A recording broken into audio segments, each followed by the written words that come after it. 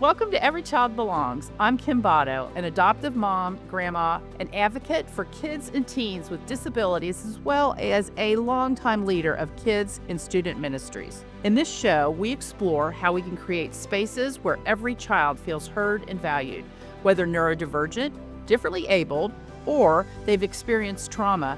Every child belongs. We'll hear from educators, parents, professionals, and more, finding practical ideas that help build a compassionate and supportive world for every child. Let's get started.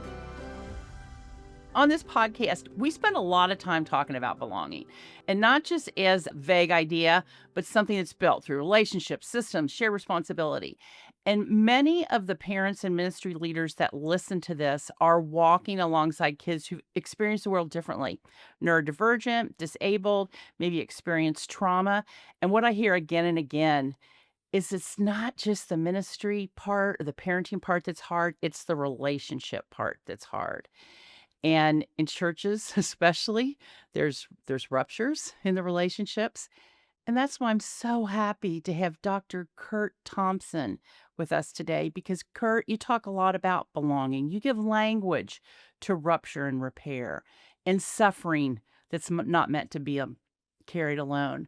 Also, you talk a lot about community, and I just want to say for those of you who are listening, I have watched you over the years. You don't just talk it, you have strong community. I hear you talk to people that you've been in relationship with for 30 years and you've had to go through this rupture and repair. So, Dr. Thompson, he's a psychiatrist, he's an author. He talks a lot about shame and suffering and the role of community. Curt, two of my favorite books of yours are Deepest Place and Soul of Shame. He's also a dad of two, a husband of one, and I just appreciate you. I have seen you speak a number of times at Christian Alliance for Orphans as an adoptive mom. Your work has impacted my life. But let's just start first. Did I leave anything out? What else would you like people to know about you? Well, I think first thing, Kim, I'd like them to know is that how grateful I am and thrilled I am to be talking with you today. Oh, So I'm just really thank you. grateful for that. For our listeners today, I think I would want them to know that you and I both know that life is really, it's difficult. It's hard, and it's Mm, not hard because we're not working hard enough, or because we're stupid, or because we're weak. It's just it's the world that we live in, and um, so any opportunity that we have to not be alone in the hard work that we're doing is really important and helpful. And so I think in many respects, what your podcast does is create opportunities for people to have your listeners to have the felt sense they're not by themselves right, in the life that they're trying to live. right. And so, thank you so much for inviting me to be part of it. It's humbling, and it's an honor, and I'm thrilled to be here. Oh, Curt, thank you. I have so many questions. So let's okay. Yeah, So I yeah, want to dive in, but yeah, thank you very much. I follow you on social media and I saw that you served at Hope Heals Camp this summer, which is yeah, an amazing camp. And I actually am waiting yeah. for applications to open for volunteers, and I will be Uh-huh. applying. Oh, lovely. But Hope Heals Camp is for families who are experiencing disability. And you said, when you posted about it, you said, at this camp, all should be welcomed in the world like this, with arms wide, hearts open, eyes meeting eyes, with songs, banners, and cheers that say, you are part of the flock, already loved, already home. Mhm, So when you think of your experience at this camp, mhm. what did you notice about how people interacted with each other? Especially, you've got a bunch of people that are not the same. They have differences. Yeah, So what did you notice and yeah, what did you yeah. learn? Well, I think the first thing just to say is that my wife and I, this is the third year that we've been there. And my role was to serve as the pastor for this time. I've served twice as the pastor for the attendees and once as the pastor for the volunteers. And we're there primarily because I've known Jay and Catherine from before the beginning, and have known them for, I don't know, maybe 12 or 14 years now, and it's Mm-hmm. been so I think the relationship that we've had, and kind of walking with them, being with them in their journey. It's Catherine and Jay Wolf. Why don't you say a little bit about their journey? Yeah, I mean, now almost 20 years ago, Catherine had a near fatal brainstem stroke, and that she survived it at all is quite miraculous. Mm-hmm. And in the wake of that, they have been on a journey in which God has been carrying them, guiding them, calling them, summoning them forward little by little by little. And what began as a near tragic, a tragic near death, has now emerged into a ministry, Hope Heals Ministry. And part of that ministry is the camp that they sponsor in Alabama every year, that now is at least 4 weeks. It might be trying to expand even more. But for families with disabilities, and it's for everybody. It's for the people who have disabilities. It's for the people who support them. And in this space, you find that I remember the one comment that I remember, one mom saying that she was, it was her first year there, and she said, I knew something I felt it literally in my body, the difference Mm-hmm. when there was a moment when her daughter did something that, had this been a normal day in normal public, it would have had everybody around them looking at them, responding in some way that it would have felt embarrassing. It would have felt, Mm-hmm. I'm aware that my daughter is not like everybody else. And she said, something like this happened at the camp. And the first thing I noticed was that I didn't notice anything. The first thing that I noticed was that everybody just was like, as if this was common to everyone, and someone was coming to help, and someone was coming to, and there was a sense in which what was happening here in this moment was not unusual in any kind of shaming way. And so in that moment, in a deeply embodied way, the very actions that were being taken toward them were the actions of hospitality, the actions of saying, Mm-hmm. you're already home. You're already home. And I think, you and I, we have plenty of accessories in our life, from the clothing that we wear to the supercomputers in our, pockets and purses, and that we carry around. We have enough accessories to distract ourselves from ourselves. And I love the phrase that Jay and Catherine use when they say everybody is a person of disability. It's just that some of these disabilities are more obvious than others. Mm-hmm. And so I think it's in that space where we are reminded, and we're like, yeah, this is what heaven is it's gonna look at and feel, like literally feel very much like this. Mm-hmm. And so it is a place that Phyllis and I, my wife and I, have learned to practice what it means to be residents of heaven in this earth, and that takes work. But what it does, it does require one's willingness to put oneself into a situation in which you start to notice that joy and beauty and connection start to emerge from places that you would least expect it Mm-hmm. to emerge. Which, of course, is, I think in many respects what it means to be a Jesus follower. There was nothing about him that would cause us to want to look at him. There was nothing remarkable about the King, and yet, he was the most remarkable. Right. So, yeah, that was my experience. Yeah. If you talk about, and I've heard other people share their experiences and describe it as heaven on earth. Okay. They believe that that's the way we'll interact with each other in heaven, where mothers won't feel embarrassed or Right, shamed by yeah, their child just being themselves. right. So how do we get more of that here, not just in Alabama at camp, Hmm. but in our churches and in our neighborhoods and in our schools? Right. Well, I think, Kim, one what I just having mentioned this, that again, we are accessorized to the hilt, and I'm really quite serious when I say that we do everything we possibly can to protect ourselves from ourselves. Hmm. I'm not just trying to protect myself from being seen by you.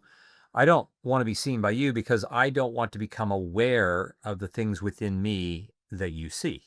Right. And so it's not just you that I'm afraid of. It's the parts of me that I hate the most that I don't want to come into the room.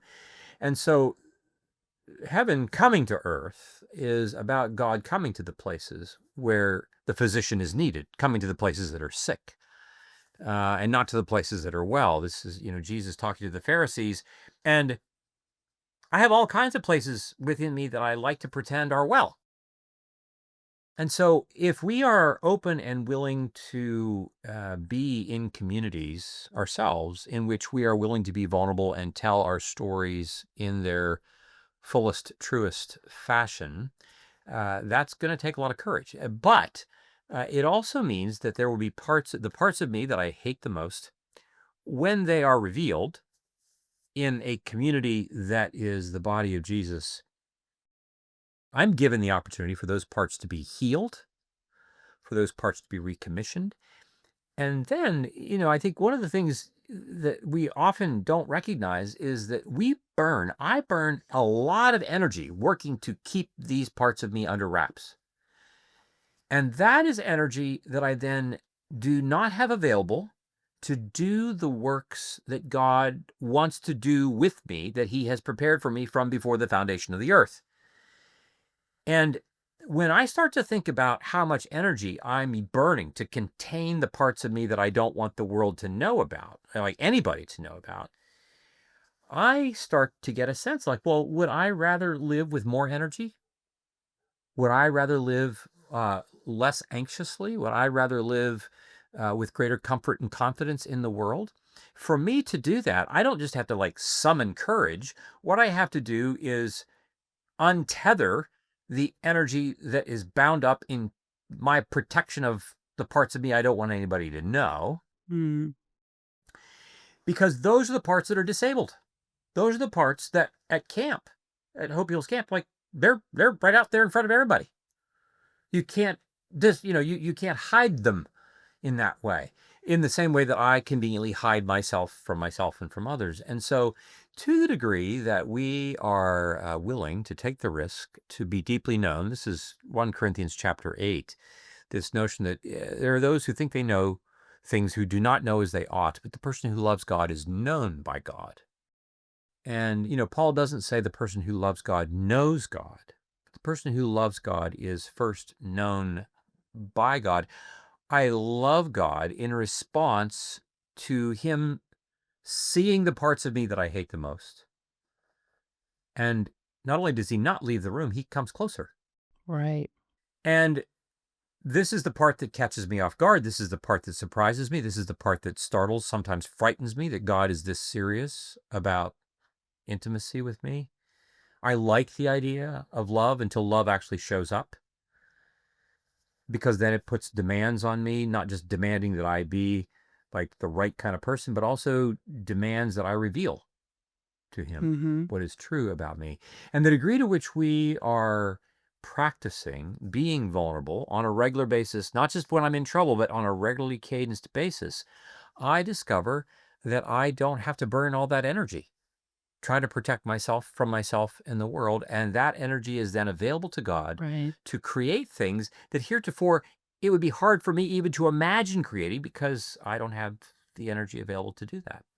And so, again, I'll just say, like, one of the things that your podcast will invariably do is, for those people who are listening, I'm guessing that even for people who are listening here, they feel they have a different sense that they're less alone when they're hearing these kinds of conversations, when they hear your voice on a regular basis. There's a felt sense that they're not by themselves. And this speaks to that moment in the creation narrative. It's not good for the man or the woman to be alone. It's really important for us to pay attention to. And when we do, and allow ourselves to be deeply known, deeply connected, we find that then we are mirroring Trinitarian life. Then we are allowing ourselves to be able to co-labor with God to create these artifacts of beauty and goodness in the world. As you talk about being vulnerable, we're talking about us individually being vulnerable and also talking about people being in community where they can be known. For many families who have kids that are different, Mhm. I think the church should be the safest place for them to become exactly who they are. Unfortunately, it's often not. Mhm. As we continue this conversation, I want to let you know my new book, Boundless Hope, is available now. If you're looking for more resources, strategies, and encouragement to assure every child feels like they belong, this book is for you. Visit kimbotto.com or Amazon to order your copy today.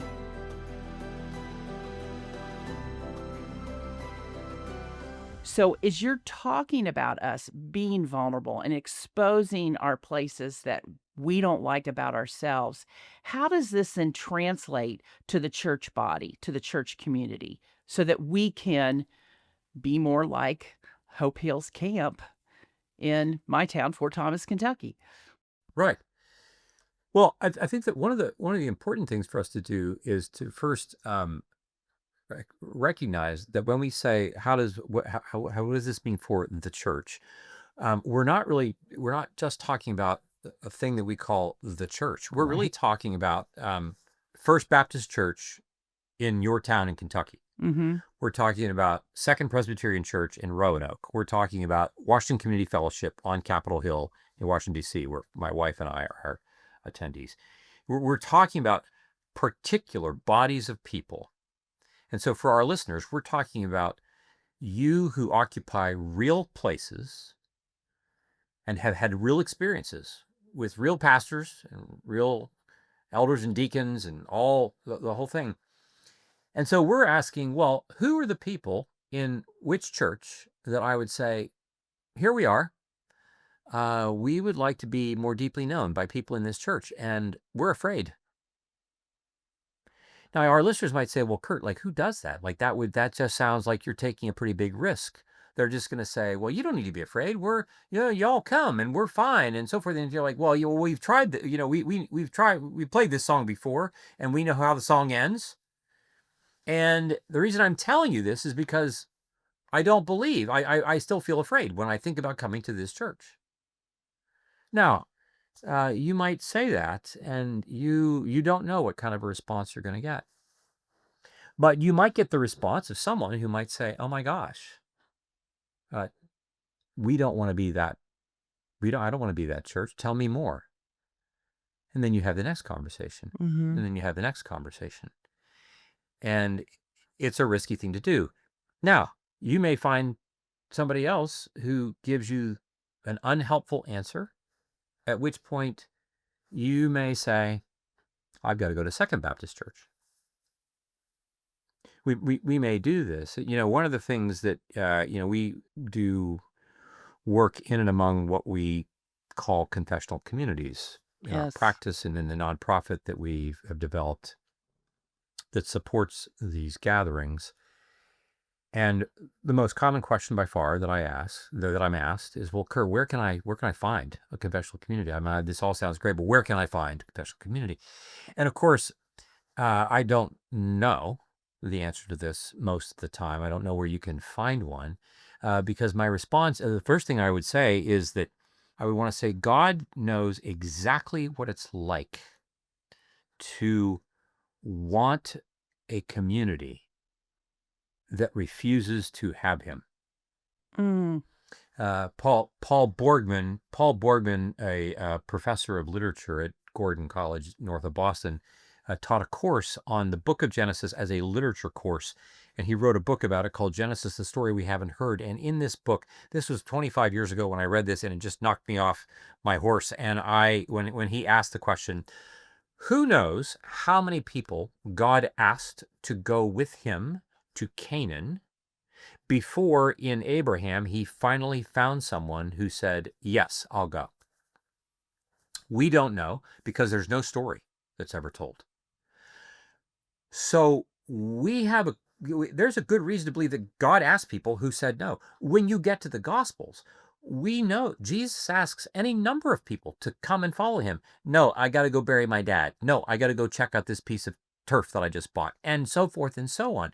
I want to say to those of us who are looking for community in the way that the Son of Man himself was looking for community, he knows what it's like to long for and to enter into community, want to be received, and they say no.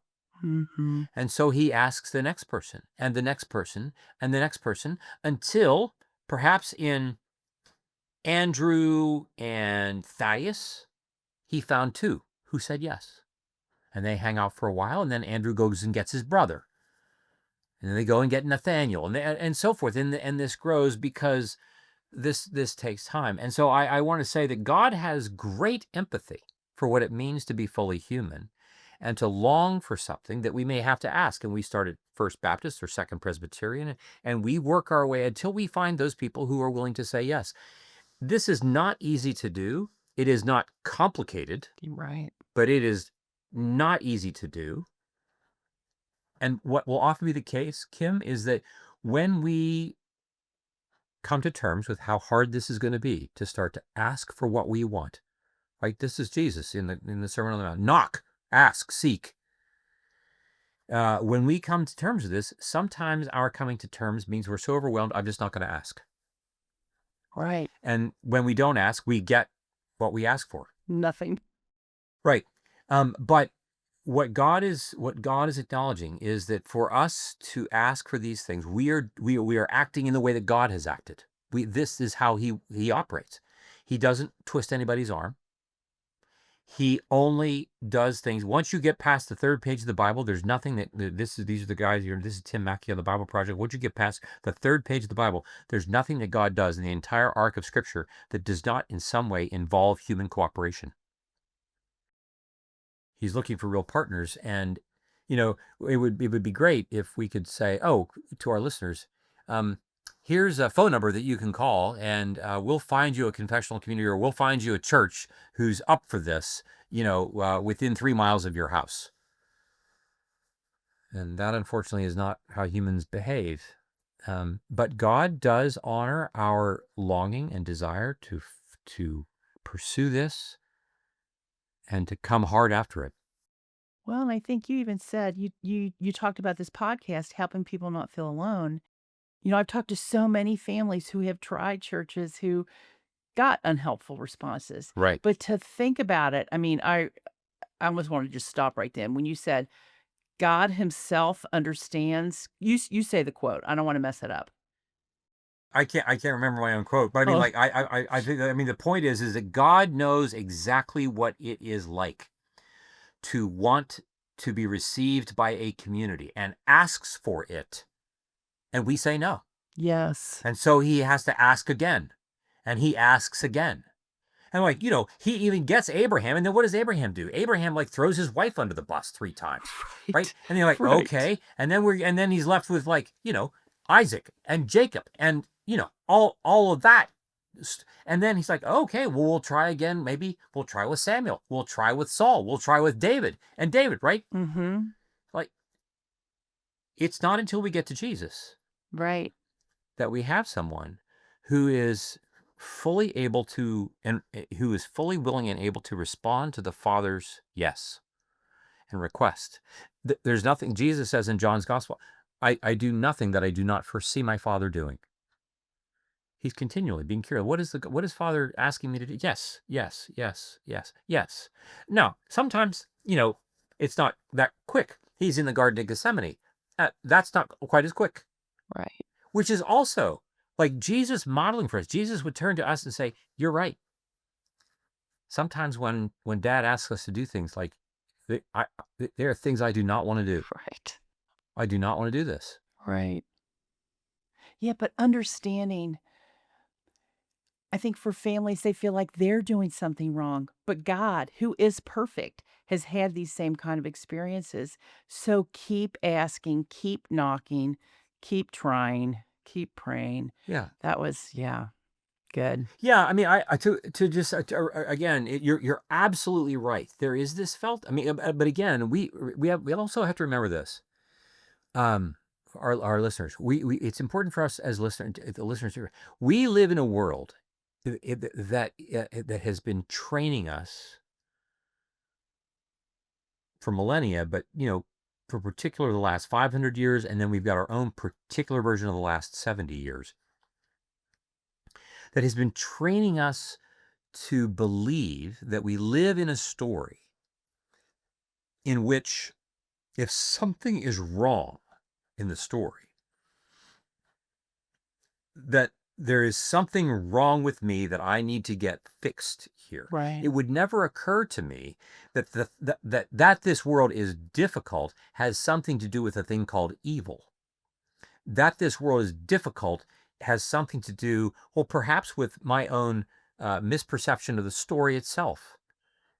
Perhaps to do with my own addictions, yes, maybe, and so forth. But perhaps it's because evil is hell-bent on devouring us. And so the work that we have to do to go from this community to this community before we finally find somebody who says yes, is because evil does not want you finding a community with which you can embed yourself and plant yourself and nourish and become living, breathing, pulsating beauty and goodness. Evil doesn't want that to be happening. And so it's important for us to recognize we are pushing against the earth as Jesus followers.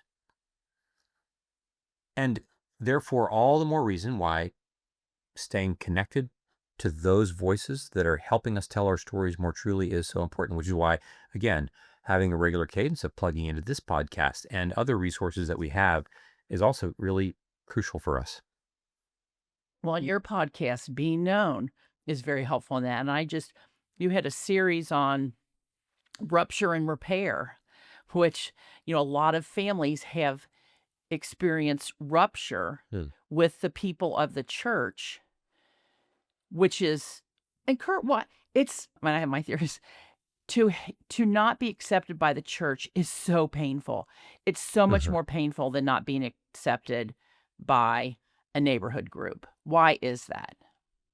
Well, let's again, I think it's really important, Kim, because it's fashionable. It has become fashionable in the last certainly 5 years, 10 years maybe, for us to use language that is general, and therefore it no longer has the meaning that we're actually trying to describe when we're talking. But it also can have somewhat unexpected negative downstream consequences. And this is what I mean by that. Okay. When we say people have had trauma within the church, it's really important that so when we use that language, the church, it's easy for us to be heard as if what we were saying is the church, capital C, has hurt people, that the church of Jesus, that the body of Jesus has hurt people. There's no question that people who claim to be within the body of Jesus have hurt people. But when we say things like, I've experienced church hurt, when I'm working with patients who have these experiences, I invite them to reframe and reuse their language. I have not been hurt by the church. I have been hurt by, Jim Johnson, who is a pastor of, Fourth Methodist in Seattle, Washington, on this date and this date. And these are the people with real names, real bodies, who do certain things. They also happen to be members of the church. But it's really important for us to be clear and discerning in our use of language. So we would say, a particular person or people have behaved badly. And so I then have to decide how I'm going to respond to those real people in real time and space. And who are going to be the people that I might address that with, talk to about that, if I have to work through that, when it comes eventually to the point of forgiving that, and what does that all look like? Well, all those things, it's really important that we not talk in general terms of abstraction. And so when we were trying to get to the essence of your question, we're really saying, well, the first thing that we have to do is identify who the real people are and what have been the behaviors, what have been happening, and then who are the people who are helping me do the hard work of healing and repentance myself. Because, one of the things that we talk about, you mentioned the deepest place. Uh, we talk about how suffering comes to us for three reasons. One is because of things that have happened to us. Two, because of things that we do to ourselves. And three, because we are moving toward growth and integration, which requires me to give up my addiction. It requires to throw off all those things that hinder and distract me that we read about in Hebrews chapter 12.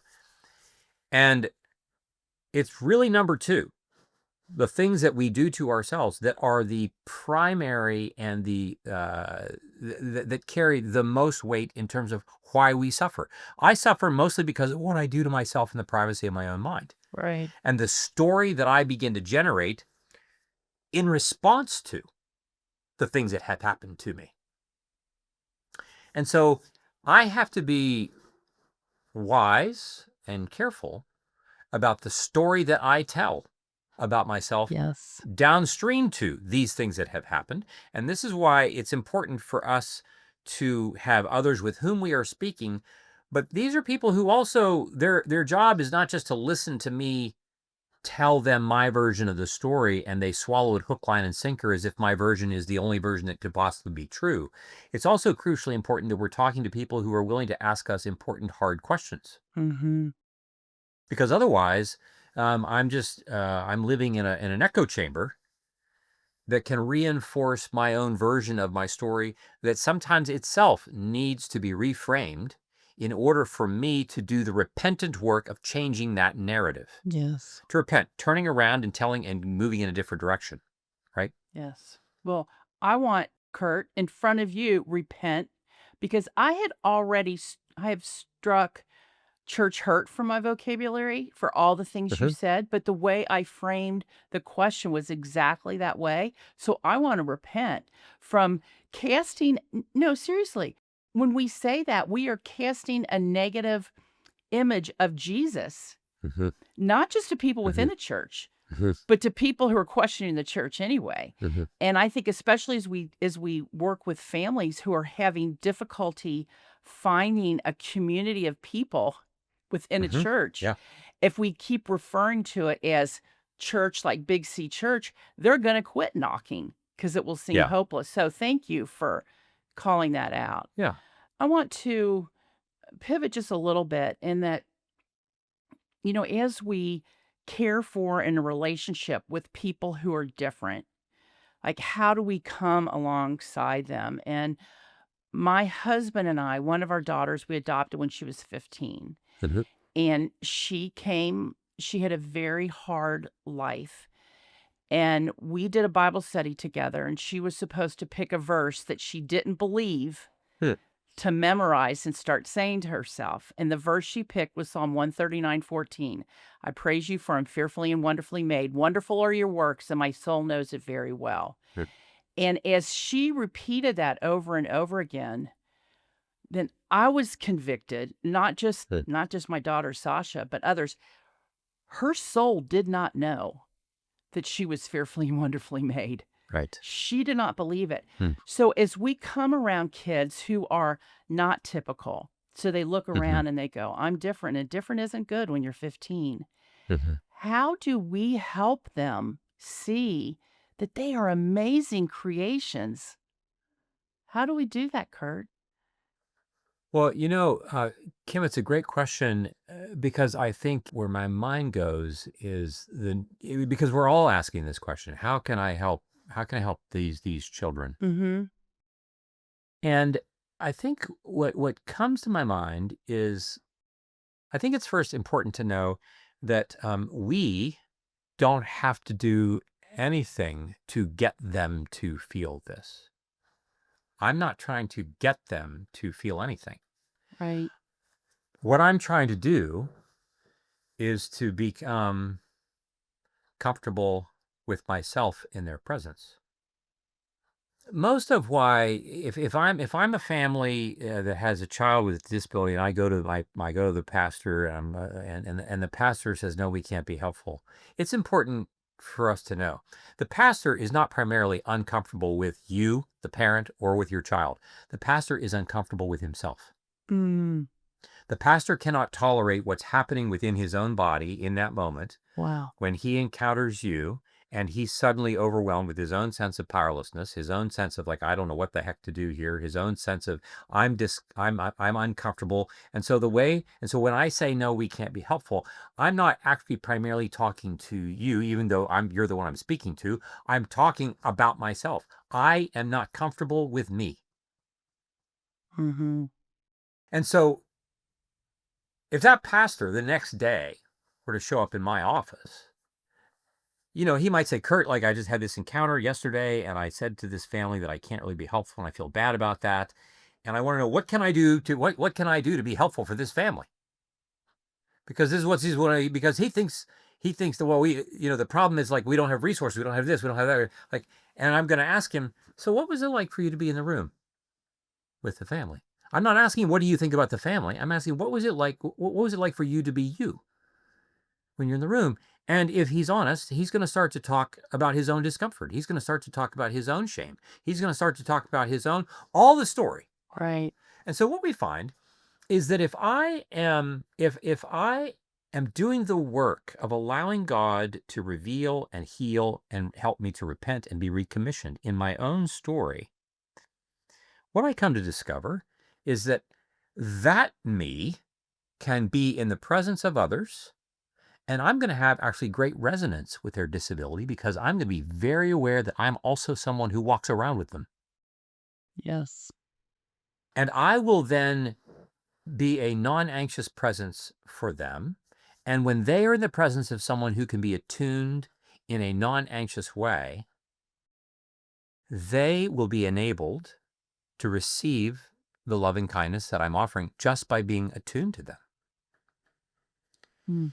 And it is in that state, it is in this place, Kim, the fundamental element of presence, the fundamental sense of I want to be in the presence of someone who wants to be in the presence of me, and they're just looking at me with loving kindness. Mm-hmm. And it is in that space where those who are able to think cognitively enough, because I'm less anxious, because I'm more connected, I will have more courage to imagine, more capacity to imagine, and more courage to carry out some new idea. Hey, what if we have a dance party? Hey, what if we have a meal once a month? What if we have this? What if we... And I think about this not because suddenly I'm overwhelmed with new ideas. Those ideas are waiting just under the surface for my anxiety to get out of the way Mm-hmm. and allow them to come into the world. But when I myself am not comfortable with me, Right. I become the barrier for what this family, this child will want. And so then the question becomes, well, what am I doing to make sure that the disabilities in my own story are being properly addressed? Because until and/or unless I'm doing that, it's going to be hard for me to be available to people with disabilities. I'll be too anxious.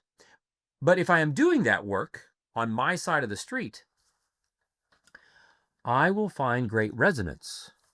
I don't just have to come to be helpful as if like I'm the one who's with the answers and you're the one with a problem and we're gonna help you because you have Right. this problem. But I want to come together and say, how can we both be helpful for each other? Yes. Yeah, it's not. I think sometimes we do look at, we need to do this for them, but it's for us. And we're not doing it to them, we're doing it with them. Right. And yeah, Right. I love your language around that. As you think of, Curt, not the church, but of a body of believers, if you're Yeah. talking to believers, what would you say to them? I think, it's a society, we are in some ways getting better with acknowledging that some people, their brains are wired differently and they're going to respond differently. So, Curt, I'm not going to say the church, but what do we as believers what final words do you have to say to us when we engage with somebody who is different? Hmm. How do you want to encourage us so that we can provide spaces for us to, not for them, but for us to be in relationship with each other, which benefits both of us? Yeah. Well, again, there are a couple of I think there are a couple of practical, simple exercises. Here's one. I would like for you to just our listeners, and because of the nature of your podcast, we're talking perhaps to some degree to a self-selecting group. So, if we were just talking to a broad cross section of the population, we could ask this question, and we might get a different answer. But the question is, right now, imagine, is there, who do you know personally? Who do you know, whether a family or a person themselves, who is a family of someone who's been adopted, or a family with someone with somebody in the family with disabilities? Who do you know? First of all, so do you know anybody?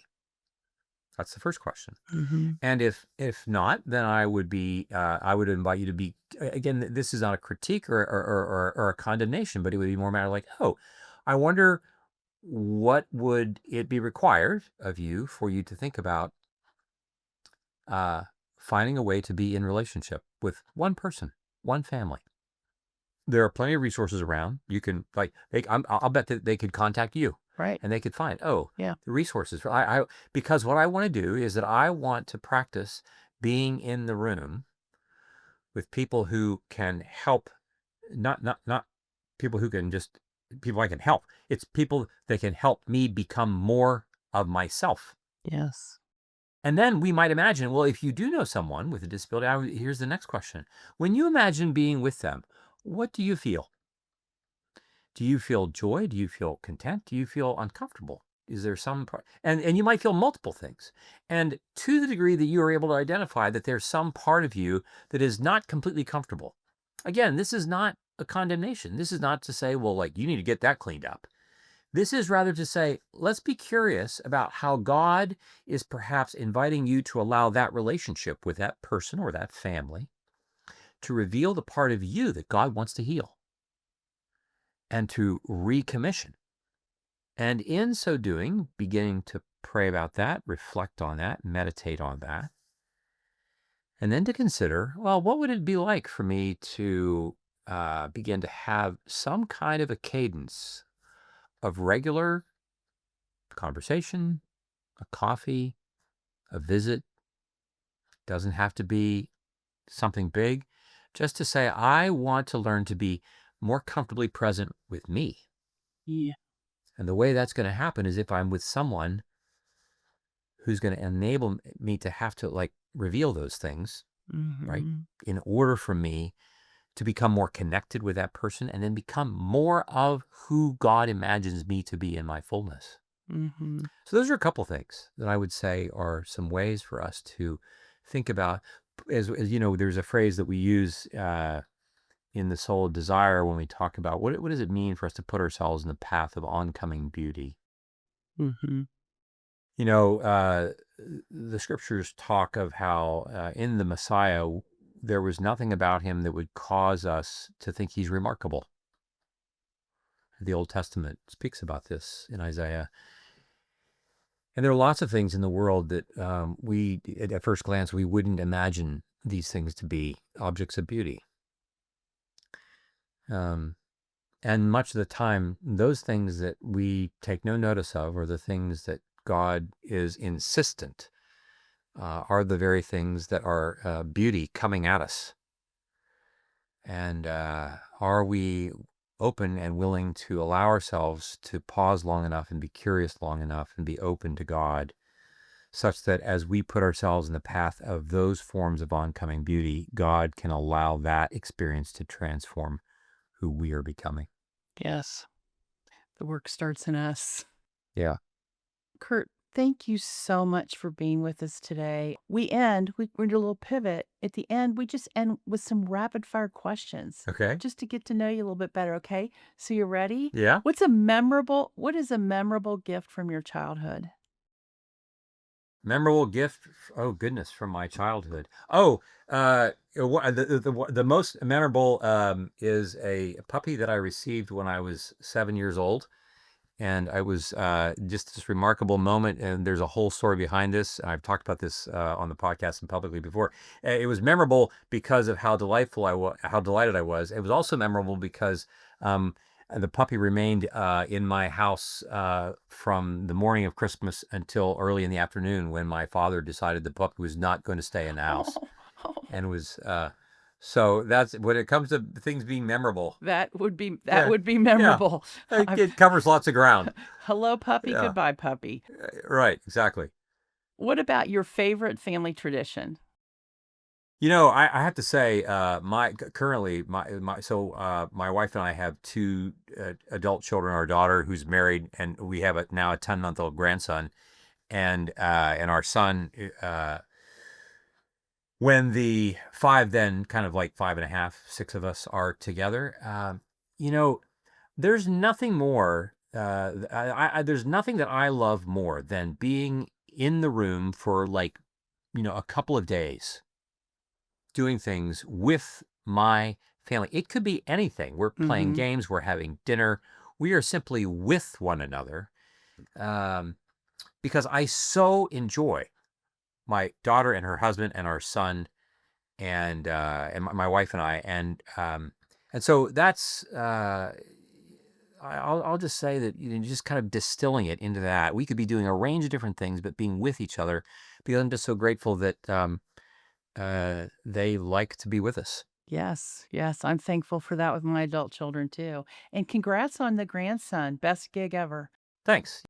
And this is the last question. Finish this thought. Yeah. Every child. Comes into the world looking for someone, looking for him, Yes. looking for her. Yes. And that longing to be found in that way never stops. Yes. I have heard you say that. And I had somebody that used to say every kid is looking for somebody who is waiting for them at the bus stop, excited to Hmm. see them. And yes, that your comment made such an impact on me. So Curt, thank you for being here. Thank you for making us really think about our words. Thank you for, as we look for how we can help other people, to instead look internally Hmm. on the work that God wants to do in us. If people want to get in touch with you, oh, I want to ask you one more question though. Yeah.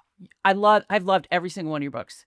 What book that you wrote did you experience the most personal growth? Oh, I think I can say the book, The Soul of Desire, Hmm. is the book. No parent really wants to admit this, but we all have our favorite children. It's Right. just the truth. Right. And, we don't tell our kids this, right? But it's really true.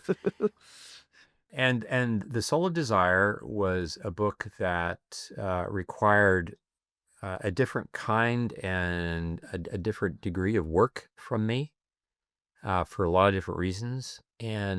Um, and at the end of that work, I can say I'm more proud of that book than anything I've done. Hmm. And I think in a lot of respects, because of in the other three books, I think I was writing about things that I already had a lot of experience in, having a sense that what I was writing about was already the evidence of what I was writing about, I was already experiencing in the clinic with patients. So I was writing about things about which I had a great deal of confidence because of the experience that I'd had with patients already. Right. But the third book, The Soul of Desire, which is this, the subtitle, discovering the neuroscience of longing, beauty, and community. At the time that I wrote it, they were ideas that I know were happening in my head, but that I didn't have. I didn't have as much robust experience and confidence that other people would imagine that these things are true, and if so, even if they were, are they helpful? Mm-hmm. And not as I think of the four books, I think that it may be the one that hasn't sold as much, but it's the one that I would say, when people have read it and have found it to be helpful, probably is a gift of a gift to me that is unique in that regard. And so, Interesting. And so often we don't dig into the places that we're not already familiar with. So you had to yeah. take a risk to do that and be courageous. Well, how else can people find you? The most common way that people are now finding me is through the podcast, the Being Known podcast, Yes. which I would invite people to turn to. You can find me on my personal website, curtthompsonmd.com. You can find me through the Center for Being Known, that's thecbk.org. Or you can find me on Instagram and Facebook, things there that you can find. And then I'm part of a practice here in Northern Virginia, a psychiatric mental health care practice, New Story Behavioral Health. There are about 15 or 16 of us that are part of that practice now, and led by my my lovely colleagues, Courtney Morrison and Anna Graham. And so those are the places where people can find me. Curt, thanks so much for being with us today. Kim, it's a pleasure. Thank you so much for having me on the show. Thank you so much for joining me today on Every Child Belongs. If you found today's episode helpful, please take a moment to like, share, and subscribe to the podcast. And don't forget to share this with a friend who might need to hear it. Together, we can create a world where every child belongs.